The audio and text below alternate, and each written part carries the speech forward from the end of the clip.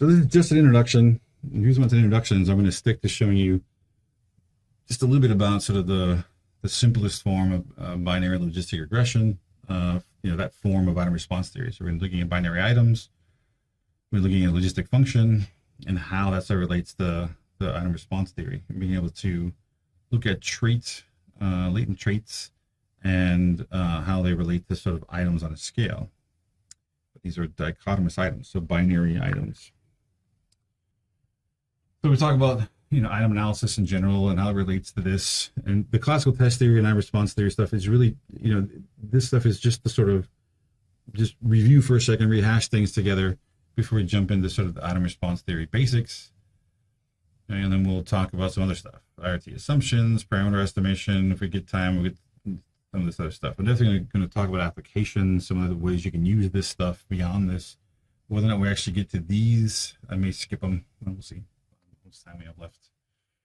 So what is item analysis in general? It's what we've been talking about, right? Item analysis provides a way of measuring the quality of questions, seeing how appropriate they were for the respondents and how well they measure their ability or trait, right? So we looked at discrimination difficulty, right? The reason why discrimination difficulty becomes even more important when you're taking tests and stuff is because if you really start to think about it in a smart way, you can actually start to make tests that are shorter and yet better, because you can actually target people's ability with them. So if you're able to give just a few questions that span the space of the trait, you know where they land, you can get by with lots fewer questions. Okay. It also provides a way of reusing items over and over again in different tests with prior knowledge of how they are going to perform, creating a population of questions with known properties. They can create a test bank. This is what ETS does, right?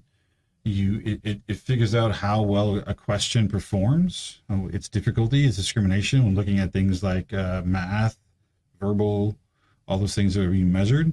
And then you can actually then place them in different tests and be able to still compute the same total test score, even though you're using different items, because they know the properties of the items and how they work. Okay, so it becomes a little more complicated than we're talking about, but this is something you can do.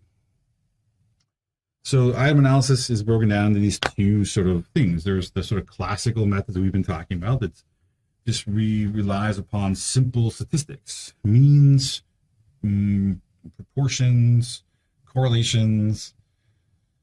It's all fairly simple. Most of it can be done by hand if needed. Then you got the sort of latent trait models. This is the sort of latent variable version of all this stuff. And that can be split into two sort of big groups, where you have the rash models on one side. You may have heard of rash models before or come across them in the literature and stuff. And then you have item response theory models on the other side. Item response theory models are a lot more flexible than rash models are. My old advisor, Steve Reese, used to refer to rash modelers as like cultists. They're so entrenched in their belief about how rash models are supposed to work that they're like cult followers. I'll explain what that means in a minute, but because you have these different kinds, there's at least 4 different kinds of item response theory models that require different things.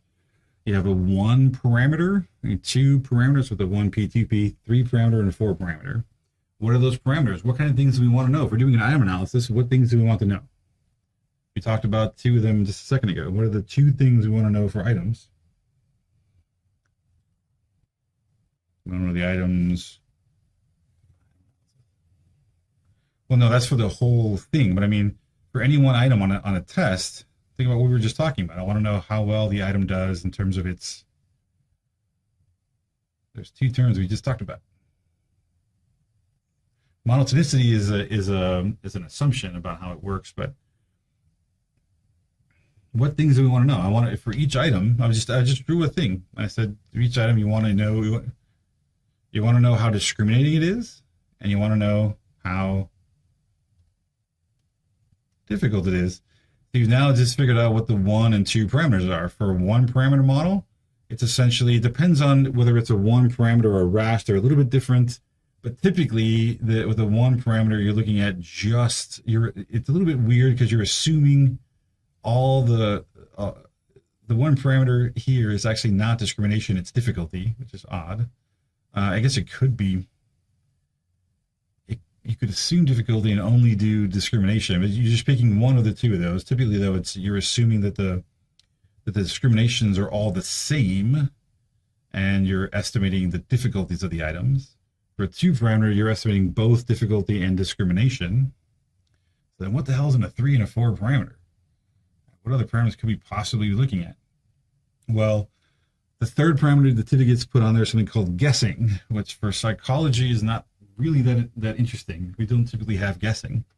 But if you have a multiple choice question with 5 choices, most of the curves are going to look like this. So this is still right and wrong. What's the chance of getting it right? What's the chance of getting it wrong? Where this is like 0.5, right? None of them are going to start at 0,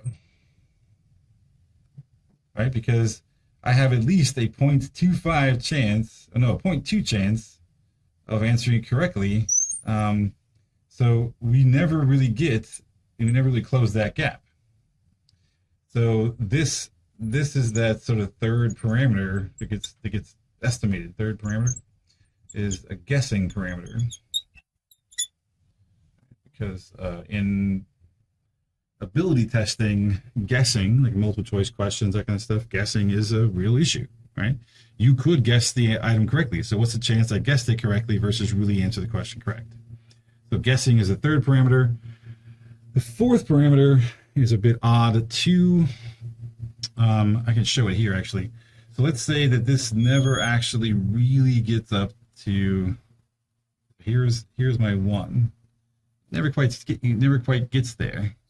There's a gap here where there's an issue with this is the upper asymptote parameter, the upper parameter. So the fourth parameter is the upper one. So we're trying to model out that certain items have guessing. Some of them have a ceiling effect that never quite reach the upper asymptote of 1. So we can actually model that in there as part of an item response theory model. Or rash models are like, nope, there's no 2, no 3, no 4, just one parameter logistic or one parameter models where only the difficulties change, and this is why my advisor is like they're a cult. Every item is perfectly discriminating when it comes to the trait you're trying to measure. They actually estimate that all of the discriminations are 1. And they only change in terms of difficulty, which is really, really weird. That's what they claim in the rash modelers. Okay, so a lot of this is not going to make any sense because I'm just sort of laying out the sort of the background of a lot of this stuff, but it's not going to make sense until we start talking more about what they do and how it works. So you can think of item response theory as a theoretical approach, right? It's really just it's a family of models. It's not like one model. It's a bunch of different kinds of IRT models, but in general, the approach modeling participants' responses to multiple items that is analogous to sort of intersecting or combining classical test theory in terms of like item analysis and stuff like that. Latent variable models like confirmatory factor analysis, but we're going to combine that with like logistic regression. So instead of trying to have items that go out and like predict items in terms of their levels, we're trying to predict the probabilities of endorsing an item. So if it's a math test, what's the probability, given your trait, given where you are, how much math ability you seem to have, what's your likelihood of answering this question correct? So that's why it becomes a logistic model as opposed to just a straight linear one, because we're now trying to relate latent traits, which is our latent variable, like depression, math ability, to the probability of an endorsement of an item based on a logistic function. So all these sort of curves we're looking at, from like we did with logistic regression a long time ago, they all apply. They're all going to be there. It's just they get a little more complicated because it's not just straightforward logistic regression. We have all those parameters that we have to try and take into account. The most common used is the 2 parameter because people typically think about discrimination and difficulty. So 2 parameter models are the most common types of IRT models. But you occasionally in like educational testing and stuff, you'll see 3 parameter models because of guessing. And I've rarely ever seen an application of a 4-parameter model that was really used regularly, but they exist if you need them, I suppose. But I'm not going to see those as often. We just talked about, we spent a couple of days talking about classical test theories, and we've discussed logistic regression. We've talked about latent variable models this whole time, but I wanted to quickly just sort of highlight a couple things in those models, because as I said in the previous slide of this, that item response theory really is sort of combining, classical test theory ideas like difficulty and discrimination with the latent variable approach. And it's done through, not always, because there's other kinds of models, but the most common are these sort of logistic versions of IRT models. So it's really combining these three things together. It's a latent variable approach. It's like if you think about a factor analysis, but with dichotomous items where they're connected through logistic regression, that's sort of what IRT is. But in addition to that, you also get things like item difficulty, which you don't get typically from factor analysis. So it's a bit of sort of combining these three things together. All right, so just remember that the classical test theory is still like going strong because it's easy. It's readily available in pretty much any stat package. You can do most of it in Excel. I think probably all of it. Classical analyses are performed on the test as a whole. It's one thing to keep in mind that it's very test and sample dependent. So if you find out that an item is difficult, well, it's only difficult relative to the other items in the sample and for those people that took it. Okay, so there's a lot of dependencies there about how the item can be interpreted. Okay. And again, it's based on this sort of true score model that we're trying to get at this thing, right? We're trying to figure out a way to get at this thing. In trying to get at the true score, it's really, we're all these efforts, the test, retest reliability, the split half, like all these things are trying to figure out how consistently an item is measuring the true score.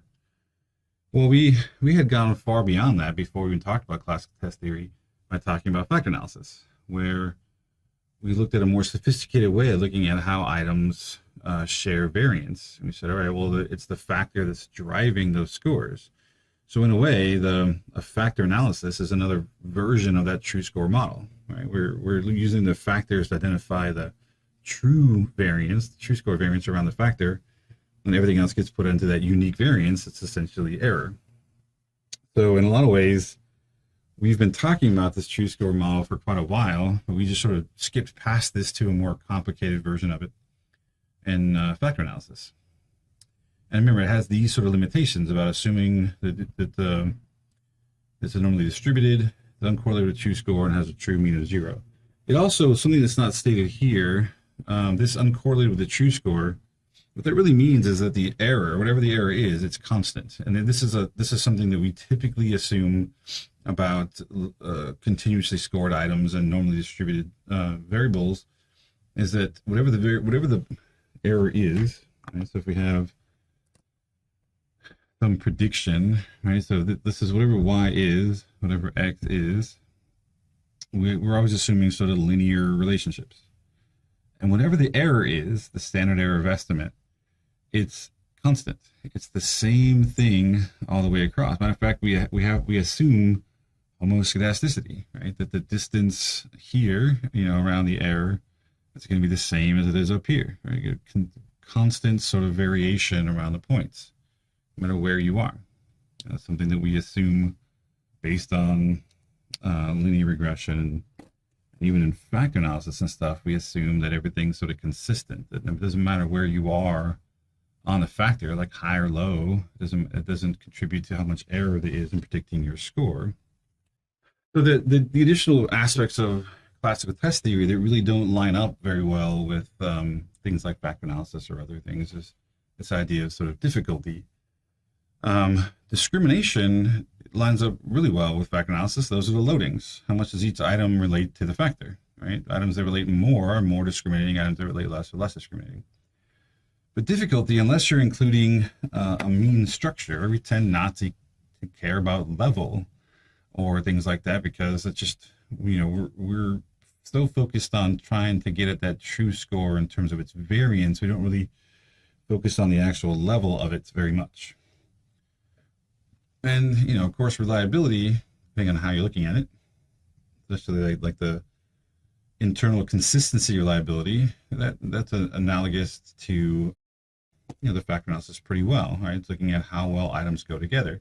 If you have a well-fitting factor analysis, you likely have a very good or very high reliability amongst items. Right? So those things sort of seem to go together. So when we moved away from classical test theory and moved to sort of latent traits or latent variable versions of these models, the things that start to change a little bit is classical analysis, again, has the tests, not the item as its basis. It's looking at the whole test, right? And if you change an item on the test, it's going to change things like discrimination and stuff of the items. So it's very test dependent. The actual stuff you're actually getting from, even when you're doing item statistics like difficulty and discrimination, it all relates back holistically to the test. Okay, so you can generate statistics based on the items, and they're often generalized to similar students taking similar tests, but they really only apply to those students taking the test and those items on the test. Latent trait models aim to look beyond that. And the idea is we're trying to identify how these items relate to this latent trait in a latent variable sort of fashion. So we're trying to detach the things like difficulty and discrimination from the test and look at it sort of per item, so that items actually can be switched out and you would still know how that item is going to perform. Right? So they're supposed to be sort of test independent or test free. They are measured at the item level, and they're supposed to provide, right, sample free measurement. That if you actually go to a different sample, the item should perform the same. It should be less dependent on who is actually taking the test, right? Which is, these are things that are directly addressing the limitations of classical test theory. The latent trait models like IRT have been around, and I say like IRT because there's really two big ones, IRT and RASH models. They've been around for a long time, since like the 40s, probably even earlier, but were not even used at all until the 60s, and although theoretically possible, it's practically unfeasible to use these without specialized software. Up until, you know, pretty recently, with the growth of R, you had to buy software. I think the first set of software was from Scientific Software International, SSI, and in order to do many things you need to do with IRT, it was like 5 different programs, 5 different sets of software. They all sort of worked together, but they were different independent programs, and each of them was like $500 to buy. It was like an expensive endeavor to do IRT. I was once asked to do an entire IRT course at UCSB. This is some years ago. And I'm like, all right, well, what software do you have? Like, oh, we don't have software. I'm like, this is supposed to be like a 24 or 25 student like graduate course. I'm like, all right, so you realize the expense of what you're talking about. You need to buy a license for these 5 different programs. It's a crazy thing to do. It shifted over to some more unified programs like IRT Pro, and there was another one called like FlexM IRT. But again, they were sold through software companies, sort of like SPSS. You had to buy them, or like M Plus or other things. You had to buy them, and there was like a yearly renewal kind of fee that would go with it. So it was expensive. So really, only people that were really places like ETS and that kind of stuff are doing large scale IRT stuff because they can afford to, you know, to put money behind those kinds of large software purchases, right? And this is why up until this point I had not taught IRT in a class with the lab, because without R, it would be super expensive to do so. So they aim to measure these, you know, the IRT and the software and stuff aim to measure underlying ability, which is producing the test performance rather than measuring performance per se. This is where things get a little weird, right? So what we're trying to do is estimate someone's ability based on how they respond. It's kind of a cool idea. So if I answer a bunch of difficult questions, I should be higher on whatever the thing I'm measuring, right? If I'm measuring math ability, and I've answered a bunch of really hard, really difficult, challenging math questions, then I should be higher on math ability.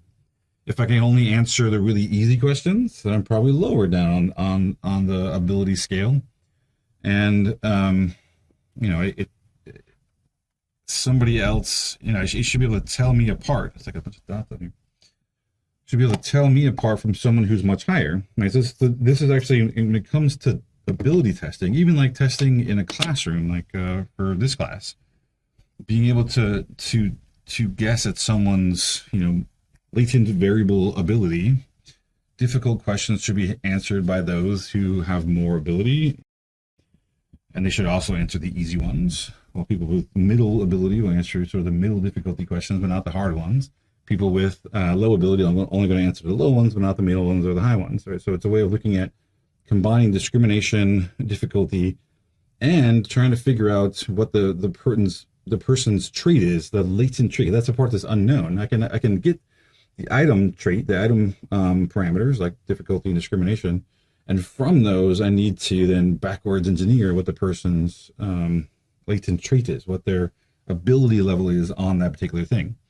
Now again, the language gets really weird because we start talking about ability or stuff. It gets weird because if we're talking about trying to use this to assess someone's depression, it's like, what was their performance on depression? It's like a weird, the terms get weird when you sort of leave ability or like aptitude testing, right? It gets sort of odd. Anyway, so they aim to measure underlying ability, which is producing the test performance rather than measuring performance. So I'm not really trying to get at their actual performance. I could just add the questions together and see how they scored. I'm actually trying to figure out what must their actual trait be that would produce that performance. And that's what the latent trait is. How much math ability do I need to answer those set of questions correctly? Right? This leads them to being more sample free because we're using the test things combined with the latent trait to sort of figure out sort of how to scale people on something like math ability or on depression or whatever it is. And by scaling, I mean being able to know that someone is more depressed than somebody else is in on a trait continuum for depression. Okay? The tests and statistics are not dependent on the test situation, which generated them. They can be used more flexibly, like you can interchange items, do things like computer adaptive testing and stuff that was really difficult to do before item response type models. So to do that, because we were talking about items that are at least the simplest form are sort of dichotomous items, and this sort of should ring some bells. Even to be the beginning of the semester, we reviewed this a little bit, or when we're trying to look at the probability of answering an item correct. That's a lot of what this is. What's the probability that given the person's trait level, where they are on, say, math ability, that they would get this question correct? And that's what we're trying to predict, is the likelihood of a correct response based on their trait. However, when you start talking about psychology, we're not talking about that. It's like, what's the likelihood, given how depressed someone is, their trait being depression, how likely are they to answer or to endorse, is the term that gets used a lot. How likely are they to endorse an item and say yes to it? So if you have a bunch of questions like on the MMPI that say something like, sometimes I feel blue, which is, I think, it's a literal question, I think, on the MMPI. Given someone's level of depression, how likely are they to say yes to that question? Okay, but the difficult part of this is you got to remember that the person's depression level is unknown. So we're trying to also figure out what the depression level is based on the questions they're asking and vice versa. So it gets a little bit confusing, but that's the nature of sort of latent anything, latent trait, latent variable.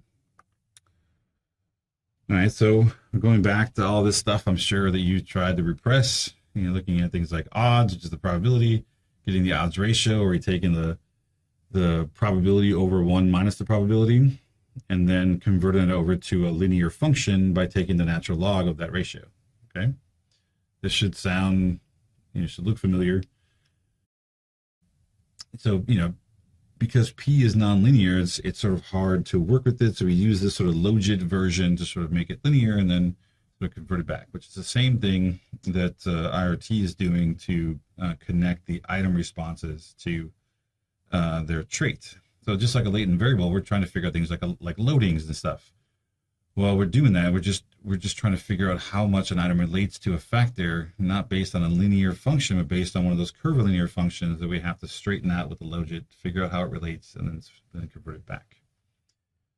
All right. Right, so what we tend to do with these things, once we sort of convert everything over to a logit, we can then predict the logit in a regular way. We can actually throw in a regular regression, linear regression, because this is linear, and we can predict it. And then once we have that, we can then figure out then what the probability is by sort of converting back, which is this process here of like taking, if we're going from p to p divided by q to the log of p over q is a logit. To go back, we simply take the logit value, take e raised to that thing, which now gives us back to a log, the odds ratio. And then we take e raised to that thing over 1 plus e raised to the same value to convert it back to probability. And you don't need to memorize this stuff now if you've forgotten it or whatever. I want you to see this format, this e raised to the natural log of p over q. This thing is going to come back up again. We're going to have a similar kind of equation when we start talking about IRT. So it's that logistic function. It's like often that's what they call a linking function. We're linking a nonlinear S-shaped curve in logistic regression. We're linking that to a linear version so that we can actually predict it. Right? So the link is, we use the logit to link dichotomous items to a continuous scale so we can predict it and then convert back. And then how does this work with factor analysis? So imagine doing that same process we did before with doing exploratory factor analysis or a confirmatory one where we're trying to look at the discrimination or the loadings for each item, look at how much each item relates to a factor. Each item now is just dichotomous. And we're using like a logistic function to predict the probability of the item, and then figure out if a factor can explain those probabilities and create a factor based on just dichotomous items. Which once you have dichotomous items, it starts to change the way you think about items. Which I remember I had a long conversation with Scott Plunkett one time about how the way you approach creating questions when if you're limited to just yes/no answers becomes very different than if you're using something like a Likert scale. So you have to think about them a little differently. We still have this sort of idea that theoretically the factors drive responses. So it's your trait level in IRT, just like a factor. It's your latent trait that's driving how likely you are to answer an item correctly or incorrectly. So we talked about this. It's probably been a little while, but this idea that the factor model seemed backwards. We're trying to find this latent variable given items that we've measured. But we're not trying to take the items and combine them together into the factor. Theoretically, what we're saying is we believe that the factor is driving or predicting the items. So each item is now predicted by the factor or factors, if there are multiple. And we use their loadings to tell us, just like regression slopes and things, how much each factor relates to the item, how much the factor relates to each item. And we can actually sum across those to figure out sort of a prediction for this x. So if you imagine this sort of switching over to now, instead of predicting the value for x, we're predicting the probability that someone would answer 1 for x. The factors are still latent variables, we're now calling them latent traits instead, and they're going to be connected instead of this function here, instead of being connected by some linear slope like we typically would do, we're going to have to use that logistic function to connect the factors with the items, and we still have hanging out over here the sort of error left over. The other thing this should remind you of, if you look at this whole thing, if you look at this is basically x, right? That hasn't changed. It's just x equals, well, this whole thing here is how we're trying to identify the true score plus some error. This is just the true score model. It's just we're using a slightly fancier sort of method to identify the true score model than we do in classical test theory, but same idea. We think the factor, right, that's driving these items represents the true latent variable, the true thing we're trying to measure. This is truly depression. This is the part of depression that's measurement error, that's unique variance, all that stuff. And those things combine together to create each of the items for each of the scores, for each person's score on a scale. That makes sense? So these all sort of connect together. I'm trying to give you like the bird's eye or like umbrella sort of approach to this. This stuff all really relates to each other. It's all really the same thing. It's just they're functioning under different assumptions or different complexities, where factor analysis is obviously more complex than classical test theory, but it's just a more complicated mathematical approach to how to identify the true score. Or something like Chromebox Alpha is super simple. And people like that. It's super simple to think about. So instead of thinking about the factor being the true score, well, we're just going to sum the items up, try to figure out what proportion of that total is true and what portion is error, without having to do all kinds of crazy eigenvalue decompositions or confirmatory factor models and things. But they all are sort of related under this same idea that it's an acknowledgement that we really don't know someone's true score on something, and we're not going to be able to devise a measure that perfectly measures it, right? We can't get at a perfect measure of something. So how do we figure out how to separate out the parts that are related, to the thing we're trying to measure, and the parts that are error? Classical test theory does it, fact analysis does it, and now IRT is sort of doing the same thing. Just IRT allows us a little bit more information when looking at the items than factor analysis does. So what we want in IRT, right, is a model that estimates item parameters like discrimination and difficulty, right? That's just like classical test theory. We want to be able to at least do discrimination and difficulty. So to go beyond just more than just loadings, more than just discrimination.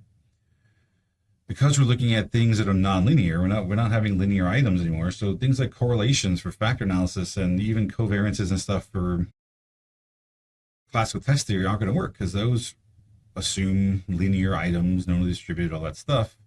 Well, let's do one that's based not on linear functions, but on nonlinear ones, and assume the latent variable is sort of driving the response item, just like in factor analysis. So we're just going to call it a latent trait, but it's the same idea. And let's put all that stuff together, and that's more or less IRT. Right? So we know it's a logistic approach. Right? It's a non-linear logistic approach to looking at traits and probabilities of responding to items. It has a latent variable in it. It's a latent trait because the person's trait level, like math ability and that kind of stuff, is unknown. So we're trying to use the items to find the person's trait level. But we're also trying to use people's responses to figure out what the item parameters are, like difficulty and discrimination. So it's all happening sort of simultaneously. So item response theory refers to, it's again, just like classical test theory, it's really a family of latent trait models that have different assumptions, are applied to different kinds of items. So we're going to talk about the simplest one, which is just dichotomous binary logistic IRT. But you can have ordered polygamous items. You can have just non-ordered categorical items. So there's things called the nominal response model, the graded response model. There's other kinds of IRT models, some that actually assume a normal distribution, some that don't. There's lots and lots of things. There's lots of variability in the kinds of approaches depending on the kind of data you have. We're sticking to the simplest. So sometimes referred to as modern psychometrics, because in large education, assessment, testing programs, or professional testing firms, IRT has almost completely replaced CTT as the method of choice. And that's primarily because of this ability to look at items sort of freely without being connected to a test or to a sample. So you can do things like computer adaptive testing. I can give everyone a different test, different questions, and still be able to put you on the same scale in the end to tell you who has more or less of some trait, like verbal ability or math ability.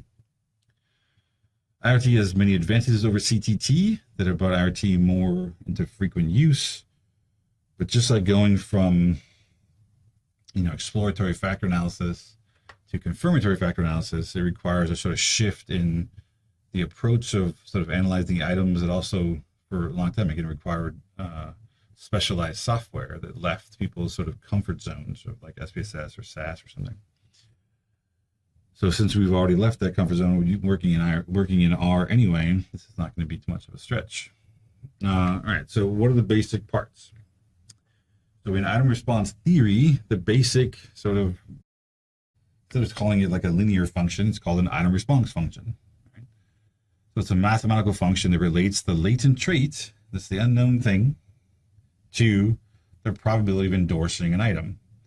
So based on where I am on, say, depression, how likely am I to answer this question? Or based on my math ability, how likely am I to get this question correct?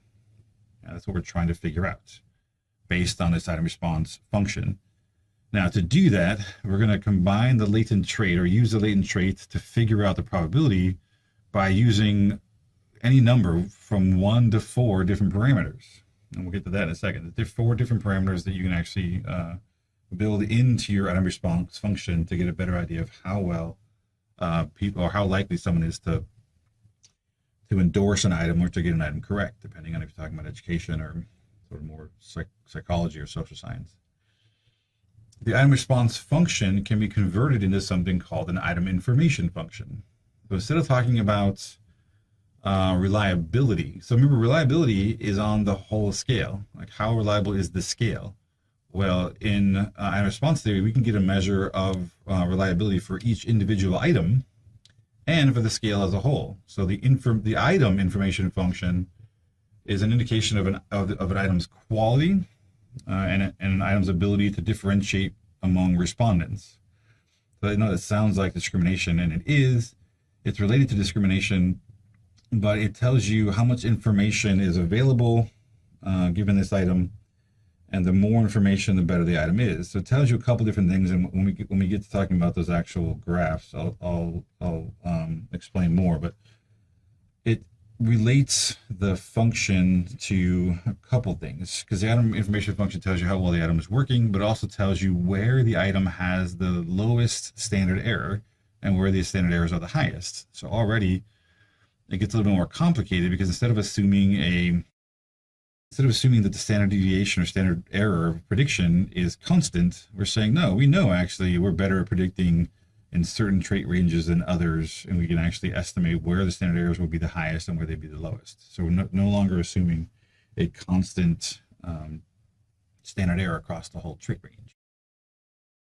Now, we talked about invariance before, and this is related to the same idea of invariance, but it goes a little beyond that. So invariance has to do with the position on the latent trait can be estimated by any items with known IRFs, and item characteristics are population independent within a linear transformation. All right, what does that mean? One of the big things, or sort of assumptions behind item response theory, is that the item parameters and stuff that you get with this item response function up here are disconnected. They're supposed to be independent from the sample that you're using to respond to the items, and they're supposed to be independent of the rest of the test that's being used to sort of, to test them. The particular test that is given with all the other items. Because of that, another way of saying that is that it's invariant across samples. It's invariant across testing item combinations for tests. It should function the same way regardless and be invariant. They should also be invariant across subgroups.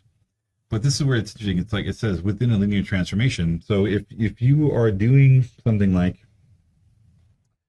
math ability and you're using males and females, it's not that they're going to be on their own on the same scale. One would have to be transformed to the other scale for them to be invariant. So they are assumed to be invariant with some corrections sometimes. Okay, so it's not always sort of as straightforward, but it is supposed to work the same way regardless of who's responding and regardless of the other items in the test, which makes them a lot more useful, a lot more flexible than, say, a factor analytic model or one based strictly on classical test theory. So let's expand the logistic function. All right, this part coming up in a second, it's going to be the hard part, but I'll walk you through it. We'll hold hands and walk through together so you don't get scared. Okay? So, what is an item response function? It really is the same thing as a logistic function in logistic regression, right? But instead of looking at a single outcome that we're predicting, it's predicting multiple items, right? So it's the same latent trait predicting multiple items. So it is an item response function. how likely are they to respond to an item positively or to endorse an item, to get an item correct, given their latent traits. So that's why it's called an item response function, because we're really interested in how to predict the probability of each item response, and this is sort of how it connects their latent trait to each item, so we can actually get a probability. So it characterizes the relationship between a latent variable, i.e. like individual differences on a construct, whatever it is. Again, in educational testing, it could be math ability or verbal ability or whatever. In psych, we would use this for something like, looking at depression or ethnic identity or whatever we wanted to use it for. It's just that we would look at the questions a little bit different. And we were sort of trying to connect that together with the probability of endorsing the item. So going forward, I want to use the term endorse, even though endorse means also got the item correct, right? It just means that you got 1 instead of 0. Whether that means correct or not, or you said yes or not, or true versus false, whatever it is, I'll just use the term endorse because it's a little bit more generic and can cover most everything. The IRF model is the relationship between the examinee trait level. So think about that. Examinee trait level is how much of whatever it is you have, or how depressed you are, how much math ability you have. The properties of the items, and again, there's going to be up to 4 different properties we might be able to model. And from that, it tries to then predict the probability of endorsing the item by that each of the individuals, and be able to put them on a scale, looking across the whole test. Okay. So examinee trait level is signified by a Greek letter theta. So whenever you see theta, this is the person. This is the person. The person's value. So remember, we're combining item parameters and a person parameter together to get probability. The person parameter is the latent part. The other parts are based on the items themselves. Okay, so we have item parameters like difficulty and discrimination. We have a latent trait, which is the person parameter, each individual and where they are on a latent trait. This part is the part that's unknown, that we're trying to figure out because it's latent. And we're going to represent that by theta. Right? So this is the person parameter. The other 2 are item parameter, or the other up to 4 item parameters, but usually it'll be 1 or 2. Because this doesn't exist, the most common way in which, or I should say the easiest way in factor analysis. So remember, to go back, so because factors didn't exist, we had 2 choices to make them exist. What were those 2 choices? How do we make factors exist? So you're creating a confirmatory factor analysis. The factors don't exist. So you have 2 options to make them exist. Yeah, so you can fix the loading at 1, right? And that actually then puts the factor on the scale of the item. Or the other one is you fix the variance of the factor at 1, right? And what that does is it puts the factor on a z-score metric. Right? It says it has a variance of 1, or a standard deviation of 1, and a mean of 0. Right? So it's basically, we're saying we don't care about the scale of the factor. We're just going to assume it has a mean of 0 and a standard deviation of 1. It's a fixed, standardized factor, as opposed to being a factor with a scale that is similar to the items. So with item response theory, you're not given that choice of whether do we want to fix an item to 1 or this stuff. There's none of that. There's just one option, which is to fix the trait, latent trait. Remember the latent trait? So just to sort of be clear when thinking about this, relating to everything else, this theta, right? Theta, sorry, in my face. This is, right, this is theta.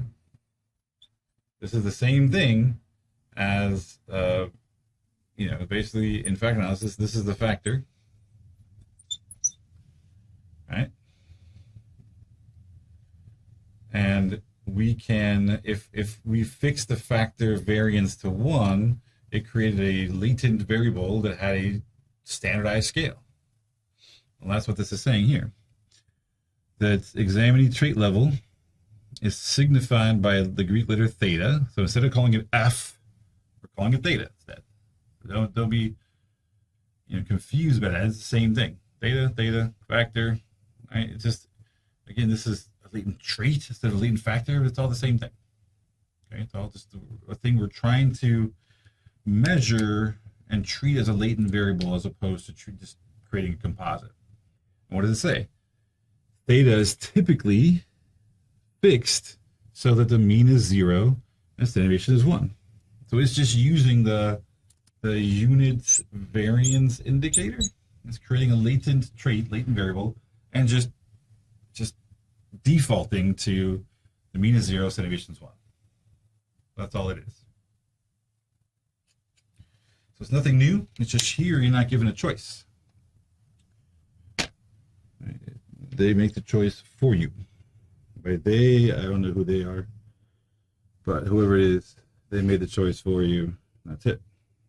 You can always convert that standardized metric to a scale, right? You can always convert the z-score metric to something else by multiplying the responses, the scale on theta by a new standard deviation and adding in a new mean. That'll actually convert it to whatever scale you want. So that's not an issue. It's just it's going to assume standardized metric. Okay, it starts off there. No choice. IRS can be converted into item characteristic curves. Now, remember we talked about item characteristic curves, and I showed you I showed you a way to make really clunky ones, where you can take the total test score and then cut the groups into groups based on their total test score. Like I call they're like test total groups, and then you can just plot how many people in each group actually endorsed an item. You should see it sort of, increase going upwards, that monotonically increasing, right? The items are monotonic. They all sort of move in one direction, right? So we can do the same thing. They're going to be a little prettier in IRT with item characteristic curves. They're graphical functions that represent the IRF. So oftentimes people will use IRF and the ICC sort of interchangeably. The IRF is the actual mathematical function, but we oftentimes don't look at that so much as we do look at how that converts over to an item characteristic curve, so we can see how difficult and discriminating an item is based on that curve. So we take the IRF, we convert that over to an ICC, and we can then look at it and see the responsibility as a function of the probability of endorsing the item. This is going to sound familiar. We talked a little bit about this with logistic regression. There's actually multiple parameters. And I think in this case, I don't know, just location. So oftentimes they talk about an item as location. Instead of talking about item difficulty, they talk about item location.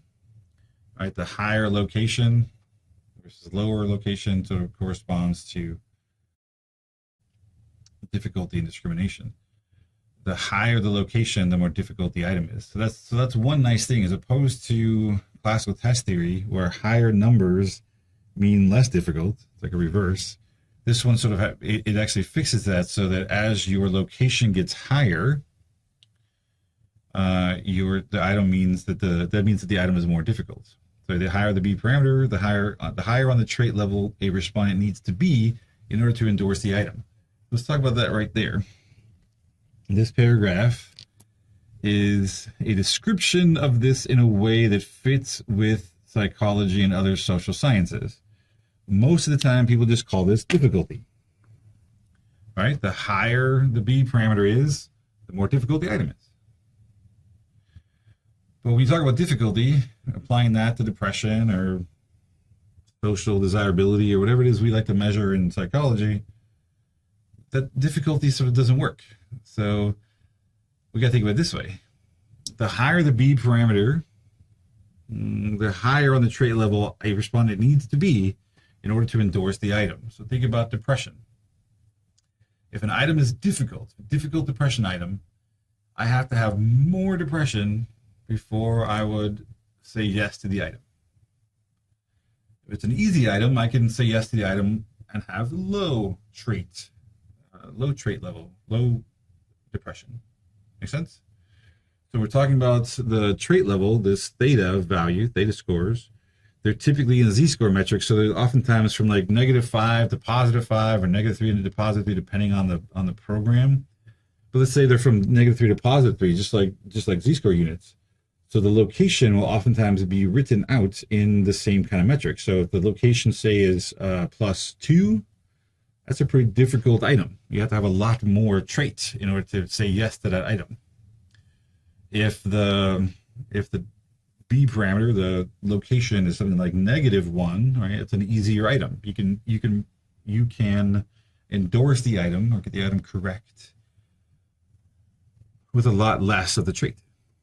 And it's measured at where does the line cross the 0.5 probability? When does it hit 50-50? Right, so as we're going up the trait level, my depression's increasing. The probability of endorsing this item is also monotonically increasing. It's going to get to a point where it's going to cross the 0.5 threshold.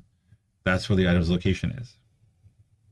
And that's a way of looking at how difficult or easy the item is, or how much trait do I have to have before I would endorse the item or before I would get the item correct. All right, so this is analogous to difficulty. Not only it's analogous, it is difficulty. It's just it's been replaced with the term location that is less dependent on this idea of you getting the item correct. That's where difficulty comes from. Right? You're given a math test, you have a math problem. If you get that item correct versus not correct, talks about, so that's the sort of difficulty. If more people get it correct, it's an easy item. Less people get it correct, it's a hard item. It doesn't work in personality testing, doesn't work in psychology, doesn't work in any of the social sciences. We're not really talking about correct and difficult. It's really about how much of the trait do I have to endorse this item. It makes the item more difficult. So as an example, think about items like, I sometimes feel sad. I always pick on depression. So I sometimes feel sad. It's probably going to be a relatively low item. It's going to be somewhere probably, -1 or something on the trait level. But something like, contemplating suicide, it's going to be a very difficult item. It's going to be up, closer to the high point, like a point, like a +2 or +3 on the trait, because it's a difficult item. You have to have a lot more depression, a much higher level of depression before you would say yes to that item. One thing that might help is to think about this like logistic regression. Forget about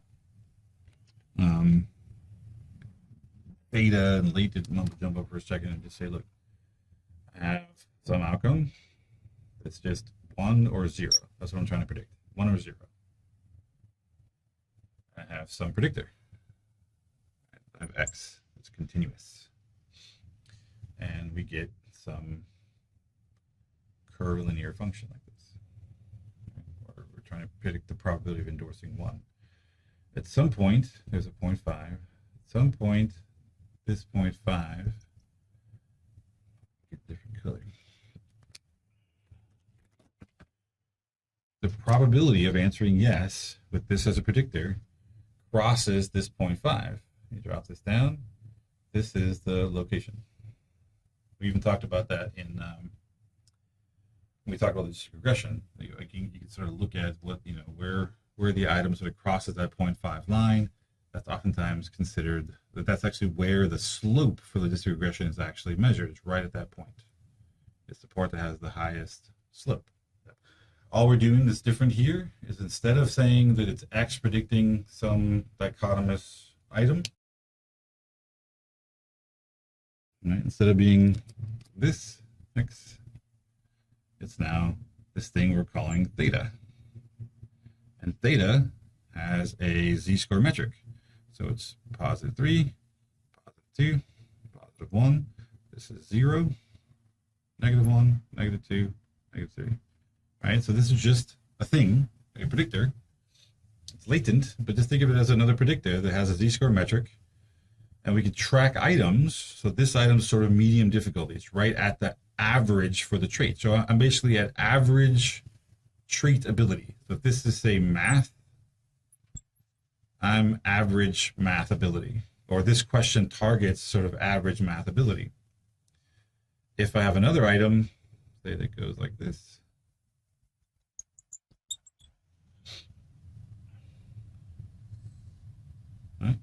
This is the B parameter for this pink item. I have to have a lot more math ability, be a lot better at math to get this question correct. That makes this item more difficult. If instead I have an item like this one,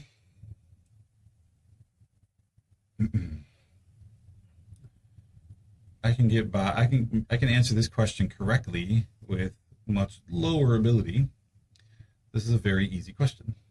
Right? The B parameter is lower. I don't need to have as much math ability to get this correct. This is an easy item. So that's what all this is talking about. The higher the B parameter, the higher on the trait level a respondent needs to be in order to endorse the item, or in order to get it correct, or whatever language you like. Right? So it's analogous to difficulty in CTT, and it's actually nice because it's now scored in a way where higher numbers mean more difficult.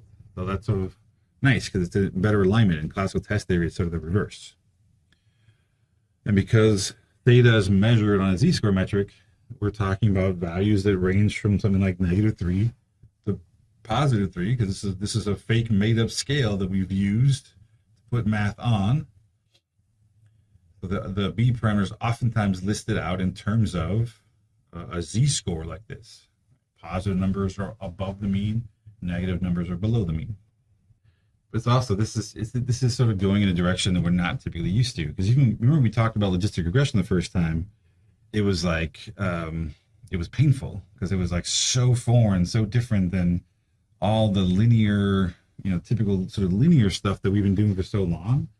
It was like having to put aside the typical linear regression stuff that we're so used to, and think about how to do these things in a different way. This whole logits and log of the odds ratio, all that stuff was sort of painful to move to. We've gotten to a point now where you're used to factor analysis. You're used to doing this stuff on exploratory, maybe as a confirmatory model. It's all based on assuming everything is linear and continuous. And we're sort of now going back into this like, well, okay, forget about that. We need to look at a way to do this where we don't assume linear, we don't assume continuous, and how do we sort of link items up to a latent trait to when they're just dichotomous, right? Not continuous items. So it might be a little painful. That's okay. Growing hurts. Right? Learning and growth is a painful process. I'm not trying to force in this new idea, new thing you've never really thought about into your brain, and your brain is resisting. It's okay. I'm just going to keep pushing. Look, it's in there. All right, let's keep going. I think you'll like it better when I get to some pictures, maybe. But I think before pictures, there's going to be some equations. That part's not going to be fun. Let me try and see if I can encapsulate what you just said. So isn't an item with a higher B parameter sort of better, right? Because it's getting at a higher level of the trait. It would tell you a lot more about who's sort of high and low on the trait. So why not just stick to just difficult items and be able to use that? Okay, so a lot of people sort of approach testing that way. Let's just, I can do a short test, which is like I can give you like on the midterm or the final that's coming up, I can just give you one super difficult question and you either pass it or I'm sorry, but this is the logic, because it sounds like it makes sense. But why don't I just give you one super difficult question, and if you answer it, you get an A. If you don't, you fail. And that's sort of what it becomes, because if you just have one item, let's go back to the -3 to the +3. This is our theta, right? I have one item that's super difficult. So the one thing to keep in mind is the one part of this that's sort of going across the items, right? That's connecting the items together. Because we're used to logistic regression just being one outcome. These are now multiple outcomes that are being tied together by theta. Like we're trying to figure out the latent trait based on how a person responds to multiple items. So the theta is cutting across multiple items. So our predictor, just like when we had our factor model, right, where it was the size times a factor plus E equals each item, right? The factors cut across the items, right? So it's the same predictor of multiple items. Same thing here. Theta is cutting across multiple things. So if I just have one, if theta is really only indicated by one question, and that question is very difficult, right? What I can do, again, let's think of this as depression. I can tell someone who is very somewhere here. Think about where the curve is. I could tell people apart about in that amount of range. So I know that you're either very depressed or you're not. That's it. I know nothing about telling anybody apart down here. Right? I can't distinguish between anybody from -3 up to about +1. I can distinguish about +1 and 2 apart, but once you get above +2, or I can't really tell people apart either, right? There's very little change here, and there's very little change down here. So it's really only in this sort of little window that I can tell people apart. That's why it's called discrimination. The more discriminating an item is, right, the more I can separate people out with small changes in the trait, right? If I have another item, I go like this. If I have another item with the same difficulty or similar difficulty, this is where they both sort of go in hand in hand, right? Where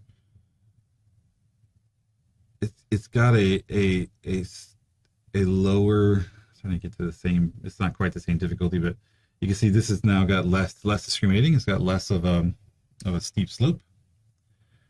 Well, it takes a lot more information. I have to go a lot farther to be able to tell the same amount of people apart, right? So yes, it's a wider range, but someone has to change in theta a lot more before I can distinguish them, before it crosses that same 0.5. Make sense? So discrimination tells you sort of how far you have to go, but the difficulty tells you really where are you targeting. These are the people that is targeted by this particular question. If I want to scale people along the entire continuum, I need to have a question like this one to get at these people, but I also need to target people that are here and there and there and there and there. I need to be able to have items that sort of are easy, medium, difficult, to be able to separate people out along the whole trait. So just going to difficult items only tells you about people who are super high. It doesn't tell you people, it doesn't separate people out who are, that's what I'm saying. It's either going to be you passed or you failed. There's no in between. To be able to say, look, these are the A's, these are the B's, these are the C's, these are the D's, right? You need to have more items that target different levels of the trait. You got to spread that out. And this is where people oftentimes, when making tests, fail. The test will oftentimes, every question targets the same area. It doesn't really do a good job outside of the one little window that it does, because it didn't really vary the difficulty very much. All right, so this is location. Okay, so it talks about sort of difficulty. It's sort of odd that I'm putting it first. Things how it's B, and then A is discrimination. I think it's they use A for discrimination because it corresponds with loadings, and loadings are typically in the A matrix of a factor analysis. So A is oftentimes loadings, which is like discrimination. This indicates the steepness of the IRF at the item's location. An item's discrimination indicates how strongly related the item is to the latent trait. It's like loadings in a factor analysis. Items with high discriminations are better at differentiating respondents around the location point. Small changes in latent trait lead to large changes in probability. That's what we just talked about a second ago. And vice versa for items with low discrimination. So the more discriminating item is, the larger the changes in probability with small changes in trait right around the location. You can think of these like loadings. It's a measure of how well each item relates to the factor or to the latent trait. All right. So you think of this as right at the item location where it crosses that 0.5. The steepness of this curve at that point is the discrimination. The higher discrimination, the more discriminating it is, and the lower, the less discriminating it is.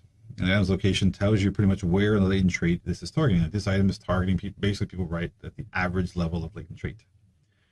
So this is math ability. This is essentially average math ability, median math ability. Okay.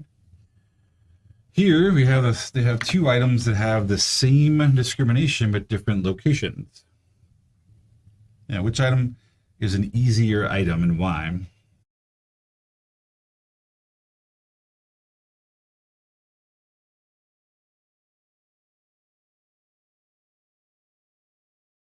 Right, so you said, so you guess in item number one, because I can get to the same 0.5 with less ability, with less trait. So again, think about this as depression. I don't have to be as depressed to get to 0.5 as I do with this item. This item I have to be more depressed to get to the same probability of endorsing the item. This is a math ability. I have to have more math ability to get to the same probability of getting the item correct with item number two, which makes it a more difficult item. It's a harder item to get correct than this one is. I have to have more ability. I have to know more about math to get that item correct. Okay, makes sense? That's why higher item locations means more difficult items. Lower item locations means, especially if you have two items and one has a negative location, one has a positive location, with a positive location, one's a more difficult item. The negative is an easier item. So these now have different discriminations and different locations. Which item is more discriminating? 2. Sounded like a guess, but I'm going to take it. It is 2. 50-50 chance. Yeah. So but why? So the big reason is, why do you think it's 2?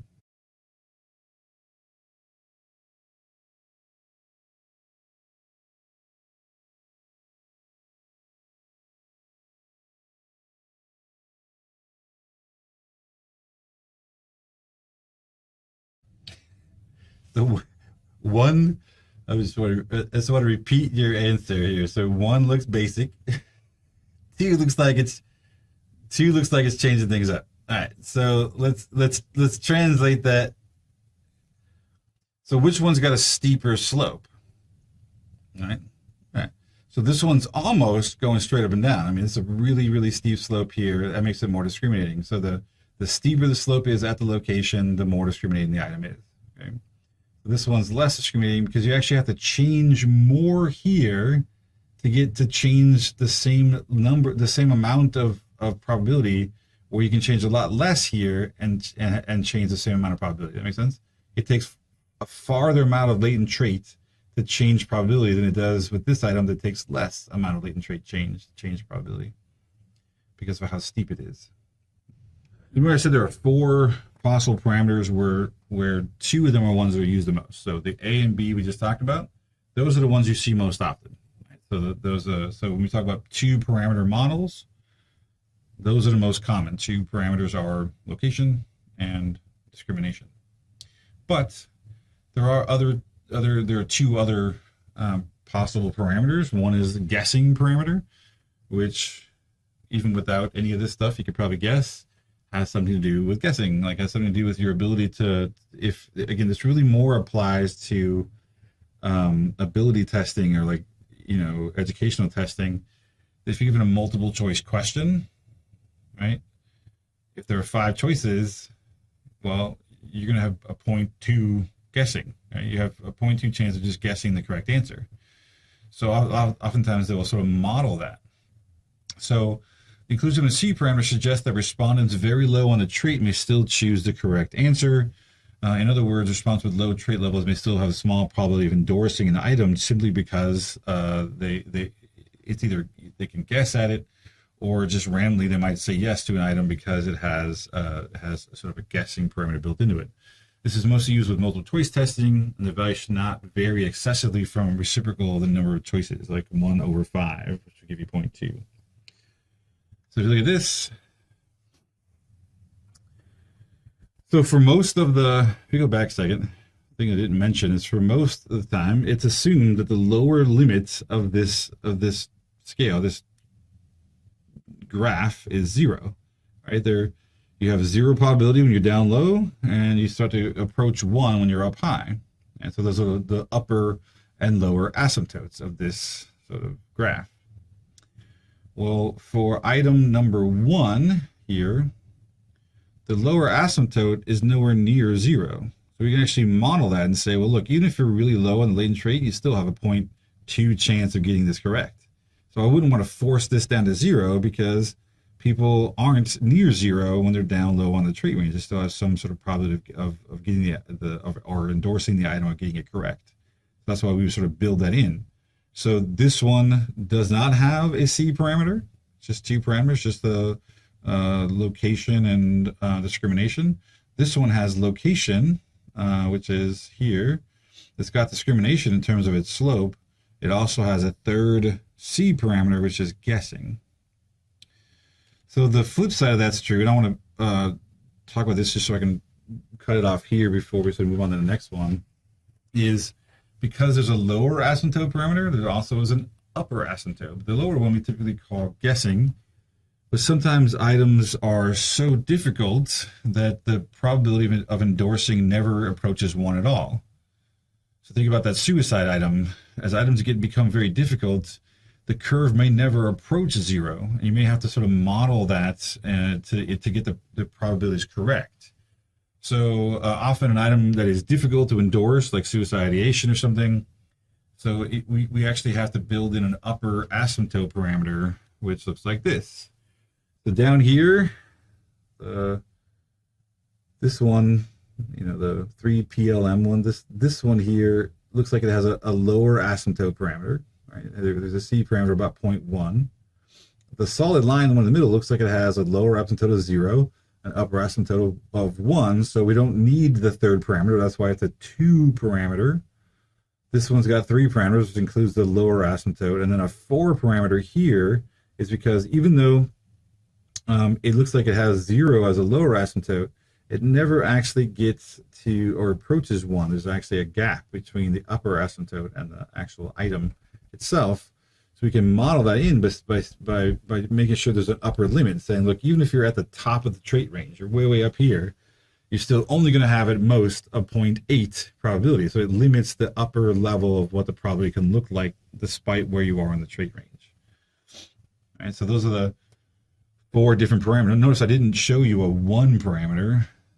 Right? They do exist, and we'll talk about those more later on, but 2 parameter, 3 parameter, 4 parameter, where most of the time you're gonna be in the sort of realm of 2 parameters are gonna fit most everything you would need to do. If you're doing things like multiple choice testing, you may have to go to a 3 parameter to get at the guessing.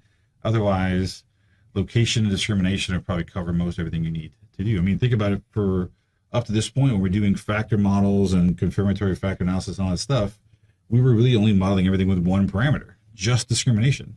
So we've gotten by for a long time with just a single parameter. So now we're going just to an additional parameter that has to do with difficulty, and combined, that'll sort of cover most everything you would likely need to do for a binary logistic model like we're going to talk about.